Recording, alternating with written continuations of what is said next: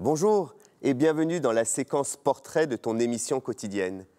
Tous les jours, je vais te raconter l'histoire d'un homme ou d'une femme dont le destin est intimement lié à notre département, la Loire. J'ai marché dans le rêve et dans l'imaginaire, dans le matin de miel et dans le jour fervent, dans le reflet du soir, dans l'or de la rivière, sur le sable léger et bourriffé de vent. C'est beau, me diras-tu. C'est de la poésie? Eh oui. Aujourd'hui, je te propose de découvrir la vie bouleversante de Violette Maurice, poétesse de son état et femme engagée dans la lutte pour les droits de l'homme.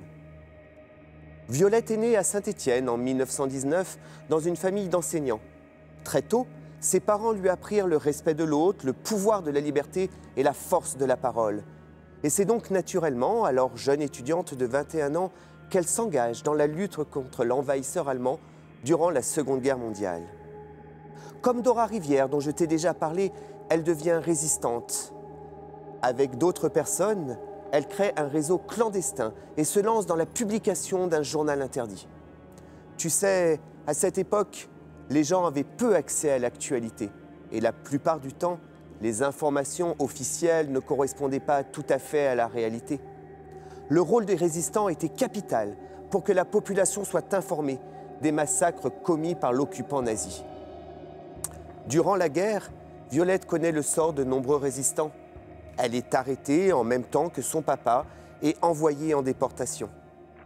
C'est là qu'elle se met à écrire des poèmes, décrivant la vie dans les camps de concentration et s'intéressant à l'identité des déportés. Elle est heureusement libérée à la fin de la guerre et peut revenir à Saint-Étienne. Dès son retour, elle est élue conseillère municipale. La suite de sa vie sera un combat de tous les jours contre le racisme et pour les droits de l'homme. Elle luttera ardemment contre l'enfance maltraitée et malheureuse. Elle reprendra également la plume pour se consacrer à l'écriture sur la vie dans les camps de concentration et à la poésie. Elle ira également souvent au contact de jeunes, notamment dans les lycées, afin de témoigner sur sa vie de résistante déportée. Violette Maurice s'éteint en 2008 à l'âge de 89 ans. En mémoire de cette grande dame et de son action humaniste envers les plus pauvres et les rejetés de la société, la ville de Saint-Étienne attribua son nom à un square situé près de la rue de la Monta. Je te donne rendez-vous demain pour un autre portrait.